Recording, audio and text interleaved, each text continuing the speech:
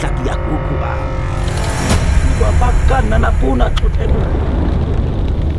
Hadza, one of the last true hunter-gatherer tribes on the planet. Located in the savanna woodlands of northern Tanzania, the Hadza survive in the same primitive way our ancestors did hundreds of thousands of years ago. Hunting wild game with bow and arrows, gathering berries, tubers, and honey for food is their way of life. Over the next 5 days, I'll be part of the tribe, completely immersing myself in their way of life. This is living life at its most raw. I'm curious what I can learn from their ways.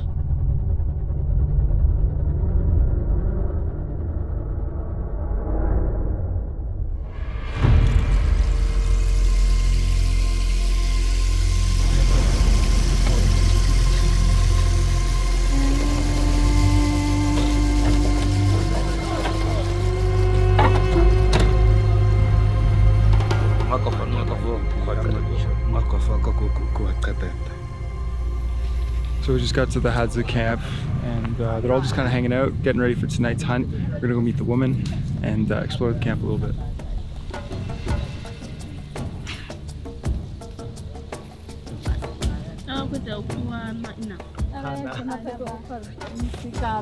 So currently the women are preparing part of the pig that the Hadza hunted last night. It's going to be hung dried in the sun for preservation and it'll last about a month. The men over here are cutting up the meat into smaller pieces. This is part of the pig's shoulder for the dogs to eat. They prepare bageli, which is almost like a polenta corn substance, which the Hadza have traded for. They mix it with the pig meat to give the dogs' food more substance.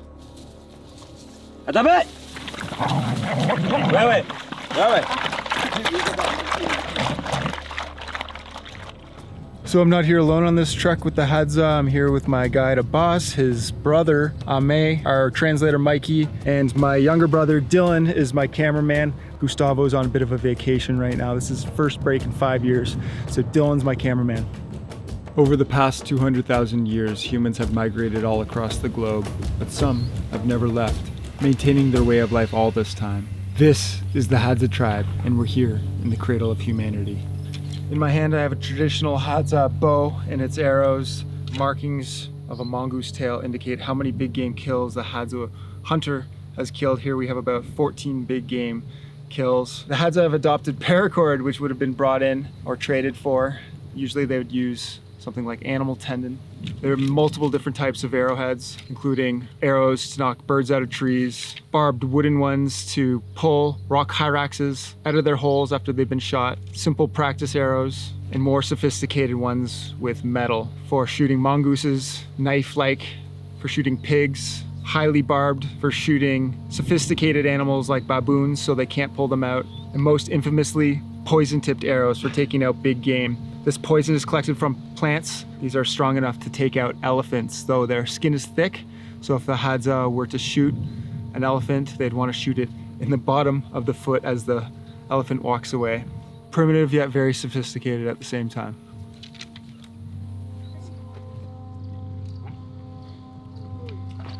We eat some of the meat harvested from a previous night's hunt as we prepare to go for an evening hunt with the younger Hadzabi.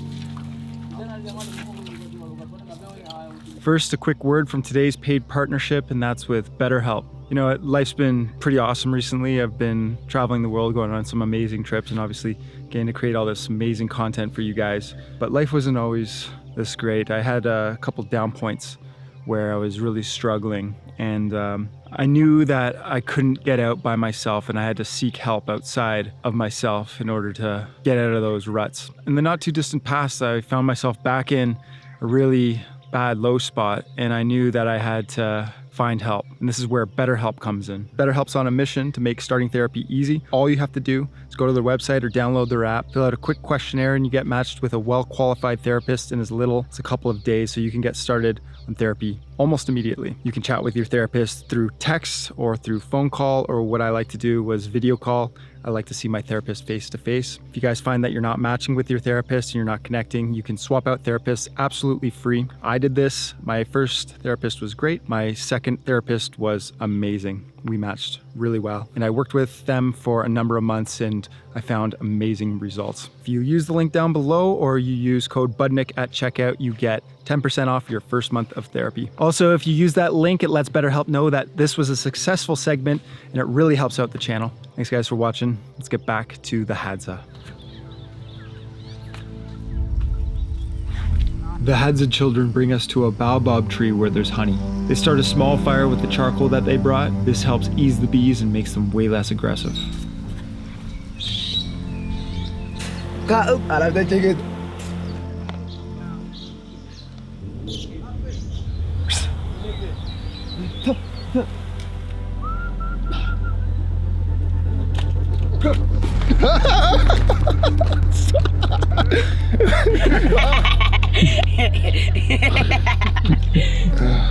Ouchie. Sisi najua ukienda kwenye majani wao wanashindwa kuingia. Yo.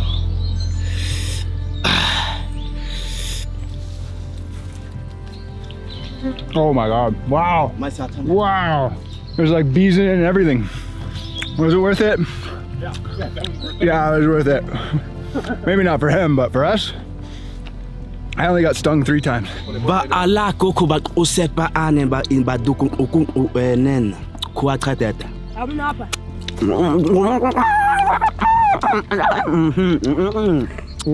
Koko. All that honey that the young boys collected is packed full of a ton of nutrients, which will help them stay strong on their upcoming hunt. Ngonge da koko kubena tupe koko. Chene koko beme kwa.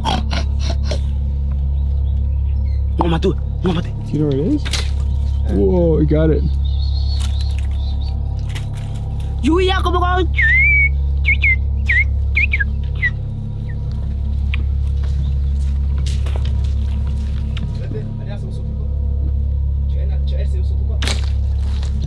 Apa koko iya koko atona na baka kutana. Chene koko kama sa epitibiti le kari ako kwa.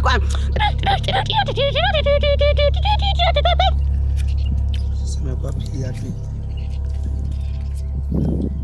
Wacha na. Eh, kwa koko ale chocolate.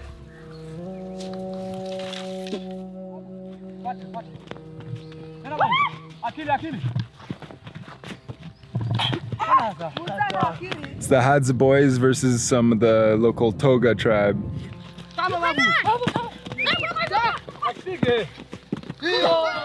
It's like cloth and a little bit of, oh, it's hard as heck.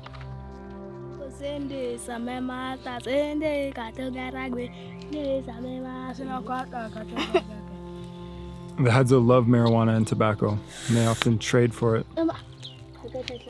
Good. Tastes like a small exotic bird.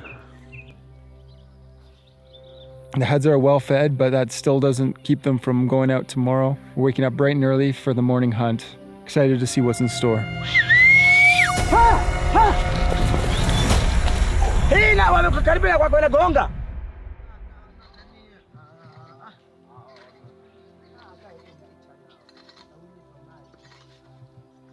While we'll be trying a lot of the Hadza foods that they hunt throughout our time here, we don't want to be eating up all their food, so we brought our own lamb that we bought from a Maasai village yesterday when we were visiting them. They actually freshly dispatched it, and I drank some of the blood, and Dylan and I ate the kidney and the liver, which was pretty unique.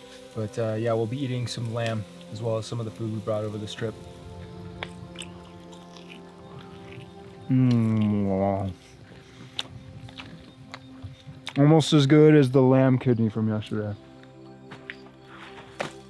These are safari ants. Our guide says that they're very poisonous, and if they sting you, you will feel them for 3 days.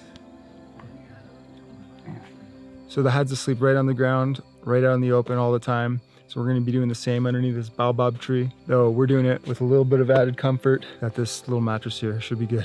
Anyways, that's it for us tonight. See you guys for tomorrow's hunt. Good night.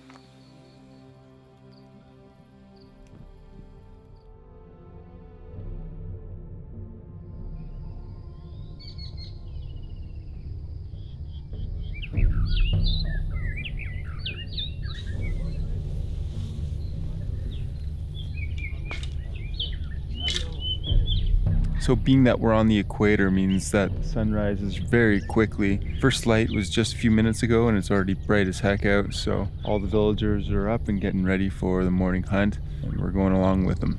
I also slept great last night. Hadza hunt, but first, coffee. You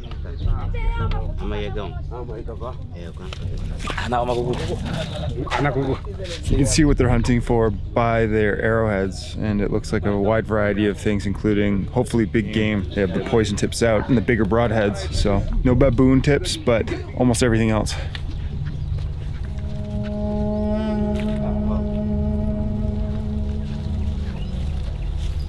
Covered about 2 kilometers in the last half hour. Seems like there's some tracks that they're following. The Hadza have come across some pig tracks that appear to be from last night. The pigs feed at night and rest during the day, meaning the tracks hopefully lead us to where they're bedded down. The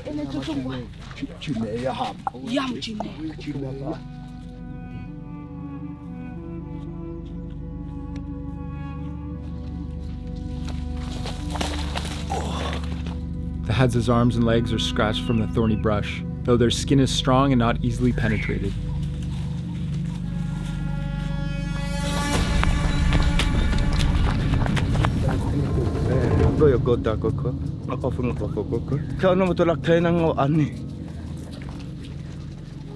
These Hadzabi kids are just built different. The blood of that lemur looking cat is just dripping all over the back of that Hadzabi boy. That's just badass. The Hadza use a series of whistles to signal to one another. No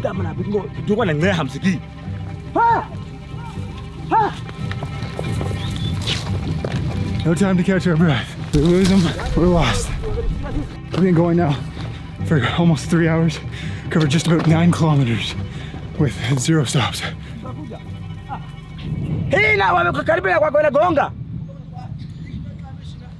The Hadza seem to have lost the trail. The tribe leader's pretty angry as they had that pig cornered. The Hadza seem to have changed their focus to smaller game for now. A little squirrel's been spotted in the tree above.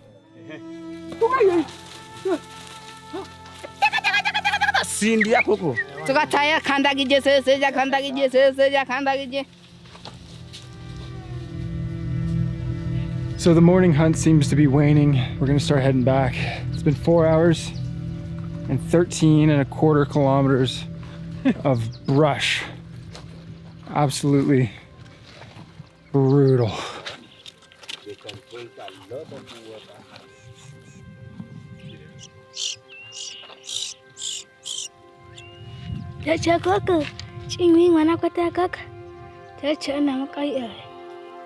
The Hadza survive and thrive in one of the simplest and most traditional ways possible, just like our ancestors. They only number about 3,000, and almost none of whom practice any kind of agriculture.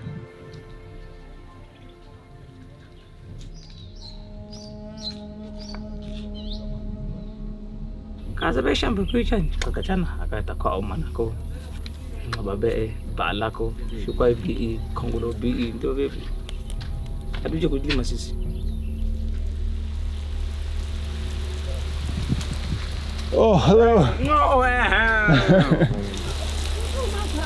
I've done a few survival videos where I spend a week in the wilderness in a makeshift shelter. These guys do this 24 hours a day, 7 days a week, 365 days a year. So impressive. They just are like a cut above anything that I could ever do.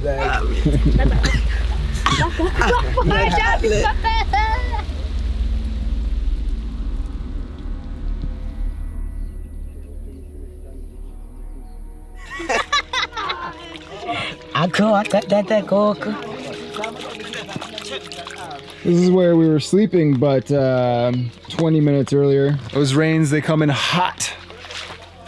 And it's a puddle of water. We're at the end of the rainy season, so that rain was expected. The benefit of that, although it was cold and uncomfortable, the ground is completely muddy now, so tracking the pig tomorrow will be a lot easier. So getting out first thing in the morning, trying our luck once again.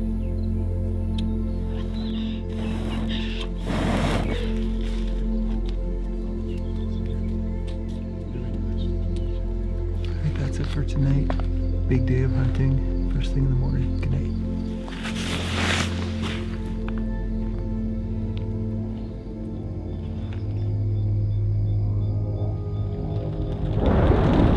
We moved into an unused Hadza hut and threw a modern tarp over top of it. And shy rating. But it's doing an okay job, but it's still very leaky. So we're gonna have to ride this one out.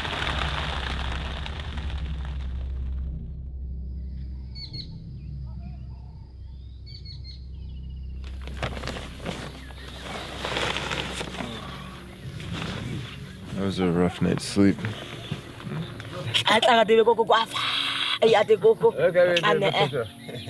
So they're complaining because one of the boys on the upper end of the slope got out to probably take a whiz last night, and he left it open and didn't close it correctly when he got back in, and he ended up soaking all the other boys. So they're all kind of getting mad at him right now, which is really funny.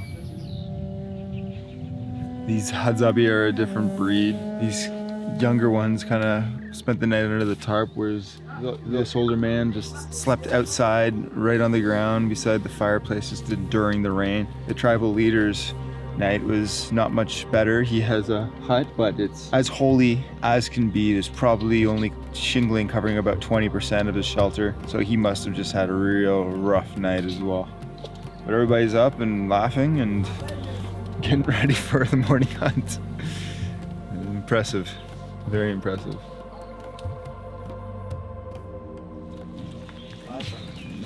And like clockwork, as if the rain never even happened, back out for the morning hunt.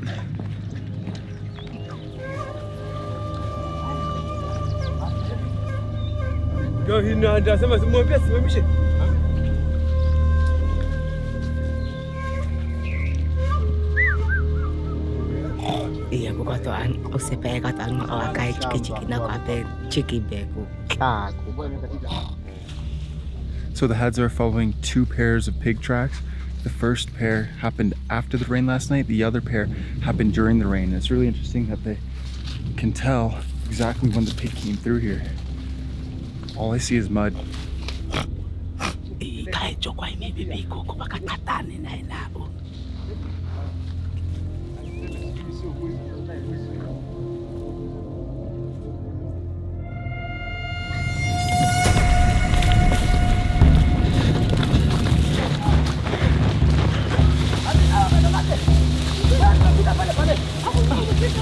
The Hadza found out where the pig was bedded down, and then they bumped it, and we all went running. Hopefully the dogs are on it.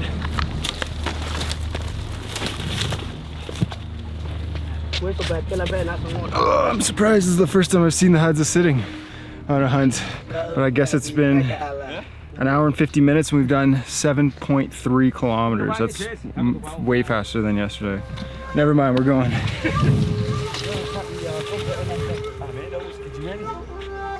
A lot of thorns out here. Oh.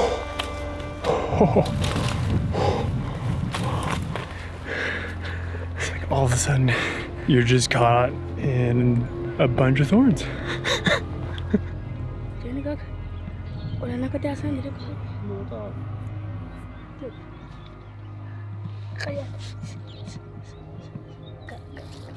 Just past 12 kilometers of hiking today, just over 3 hours and 15 minutes. I'm at about a liter of water, a couple snack bars, a little bit of breakfast, including some eggs. And I had a tarp over my head last night. Some of these Hadza, they slept right out in the open, eaten nothing, had nothing to drink today. They're just built different. My goodness, am I ever impressed.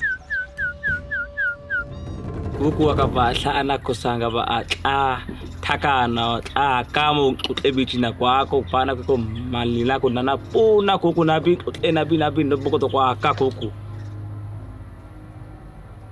18.7 kilometers in 5 hours and 40 minutes. Hadzabi children begin foraging for themselves by age 10, and they're able to provide for about half their own needs.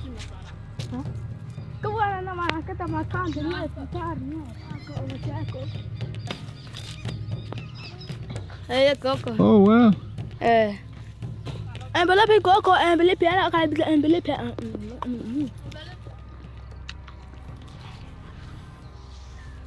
Na koko.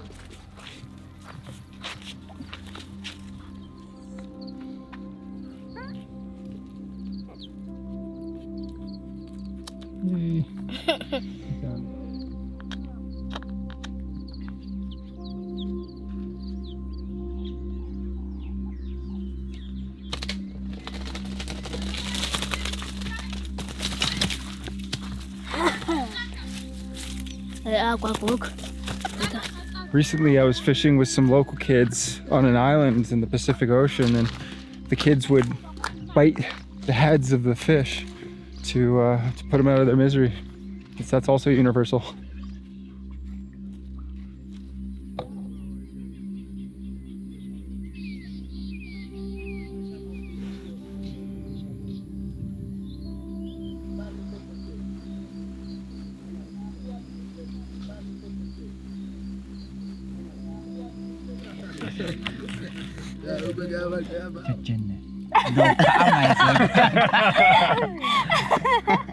Kalian now nika katelaka. Desa. Mogesa. Dami yasas.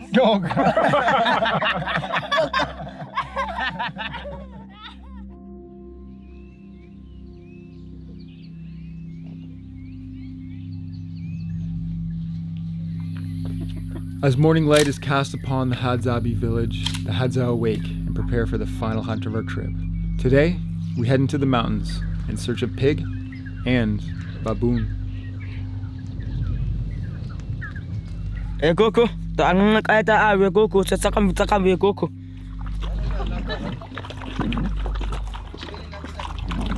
Sasaki ya kuku amana atone na ukuwa tete. Ukwa na kwete Why atone na tsitsi.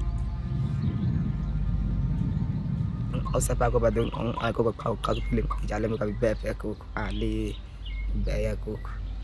There's an interesting symbiotic relationship between the tribes here. The Toga and the Iraqi are agricultural tribes and they grow crops, but unfortunately they have a problem, and that's their farm fields are disrupted by wild pigs. Here in Tanzania, it's illegal for the Toga and Iraqi and actually most tribes to hunt, but the Hadza are allowed to hunt anything they want. So the Toga and the Iraqi rely on the Hadza to hunt the pigs that disrupt the farms, and in return, the Hadza are allowed free reign of the neighboring tribes' farm fields to hunt.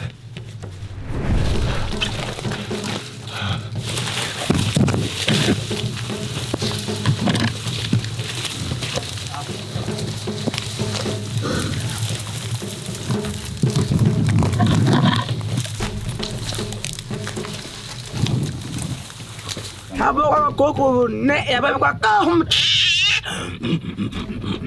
Boko ako koko koko akwa ikuwa tade koko. Ngaka fo tsena kwa tade koko. That was probably the hardest section we've done so far. Coco lobby? Shante. What I think it is like, we're keeping up with them pretty well, but I think for them, they don't focus on the discomfort, and we're more prone to doing that.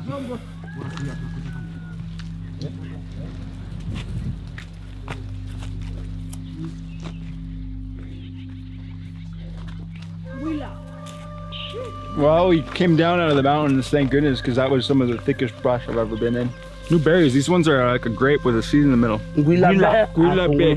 Unfortunately, the Hadza habitat is being damaged by their own overgrazing, combined with the fact that their horticultural neighbors felled trees for firewood and to graze land for crops. Hadza now only have about 10% of the land that they once did.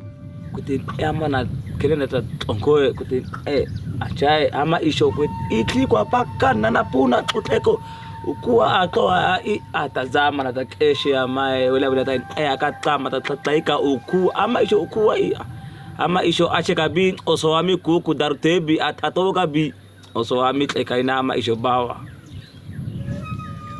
Ask him if he's ever tried maple syrup. This comes from a tree in Canada where we're from. What is it? It's maple syrup.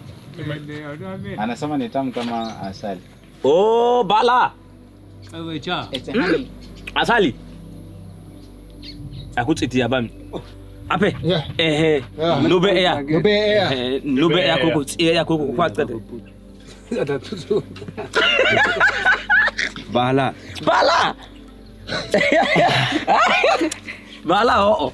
One. Lindunda tua. Aya. Ise mengu.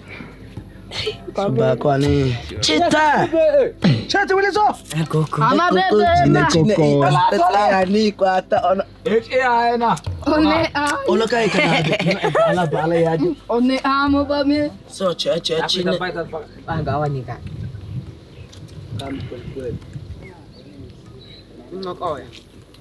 Yeah, it's nice to bring the Hadzabe people something, a small little gift. Obviously, you want to just throw donations at them, and some of the money that went towards this trip for us is being donated to the Hadzabe so they can get land and look after their health when medical things occur. But obviously, we just want to give them everything we got. But at the same time, you don't, because their culture is just so rich the way it is. It's this grit that they have that we don't find in today's societies. We're so accustomed to just comfort, whereas the Hadzabe can just laugh it off after a night's rain or chase pigs around the forest for 5 hours at a time without a sip of water and just endure all these hardships and just move on to the next thing. It's kind of a pure form of living that I deeply respect. And as much as I would like to help them, I think that's not exactly helping them. I think that's taking something beautiful out of this world away, and that would be their culture. So it's best left as is almost. Babe kongolo be shukwa bi koko ama isho pisho ami kuwa kadete seme bita kongolo bi ngoba be kuwa kadete koko.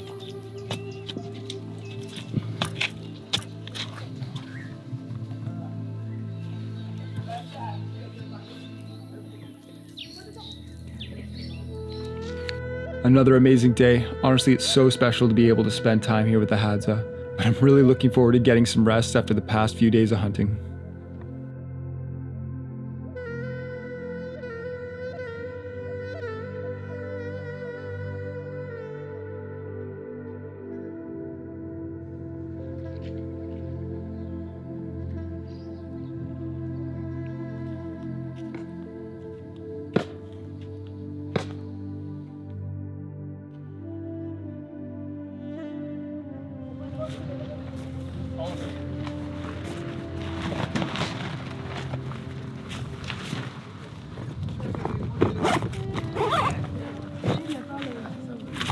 Well, that's it. The Hadza were unable to hunt any large game, so unfortunately they're all gonna starve.